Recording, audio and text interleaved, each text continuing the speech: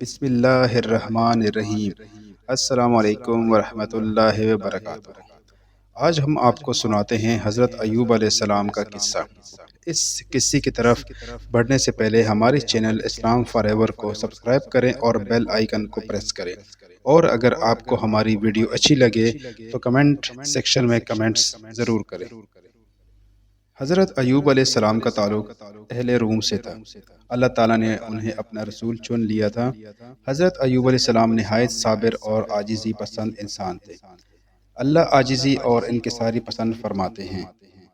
حضرت ایوب علیہ السلام نہایت مالدار شخص تھے۔ اللہ تعالیٰ نے انہیں وسیع مال و زر کے ساتھ ساتھ بہت سے بیٹے اور بیٹیوں سے بھی نوازا تھا۔ حضرت ایوب علیہ السلام کو ابتدا میں اللہ تعالیٰ نے ہر لحاظ سے دنیا کی آسودہ حالی عطا فرمائی تھی۔ رزق کی فراخی اس قدر تھی کہ 3000 اونٹ، 3000 گھوڑے، 1000 بکریاں، 500 حشم و خدم اور پھلوں کے بہت بڑے باغات عطا کیے۔ اس پر مزید یہ کہ اولاد صالح اور نیک سیرت و خوبصورت بیوی عطا کی۔ حضرت ایوب علیہ السلام نہایت خدا ترس انسان تھے۔ غریبوں کی مدد کے لیے ہر وقت تیار رہتے تھے۔ حضرت ایوب علیہ السلام پر آزمائش کا دور شروع ہوا تو باغات جل گئے، مویشی مر گئے، اولاد مکان کے حادثے میں ہلاک ہو گئی، شدید قسم کے بدنی مرض نے آن گرا۔ حضرت ایوب علیہ السلام صبر و شکر کا مجسمہ بن گئے۔ ان کے مال و اسباب سب ختم ہو گئے، ان کے بچے بھی اللہ کو پیارے ہو گئے، اور ان کا سارا جسم زخموں سے بھر گیا۔ آپ علیہ السلام اس پر بھی صابر شاکر رہے اور شکایت کا ایک لفظ بھی زبان پر نہ لائے۔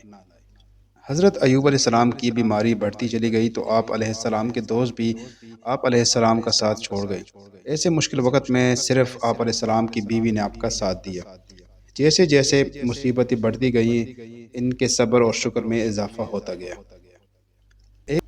ایک دن ان کے احباب میں سے کوئی شخص آپ کے پاس آیا اور کہنے لگے کہ حضرت ایوب علیہ السلام سے کوئی ایسی غلطی سرزد ہوئی ہے کہ اللہ ان کی مشکلات دور نہیں کر رہا۔ یہ سن کر حضرت ایوب علیہ السلام بہت روئے۔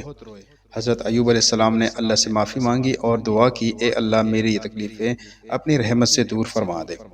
اللہ کو ان کی حالت پر رحم آ گیا۔ اللہ تعالیٰ نے وحی نازل فرمائی کہ زمین پر اپنا پاؤں مارو، زمین سے چشمہ نکلے گا، اس پانی سے نہاؤ اور پینے کے لیے استعمال کرو۔ ایسا کرنے پر حضرت ایوب علیہ السلام کے سارے زخم ٹھیک ہو گئے۔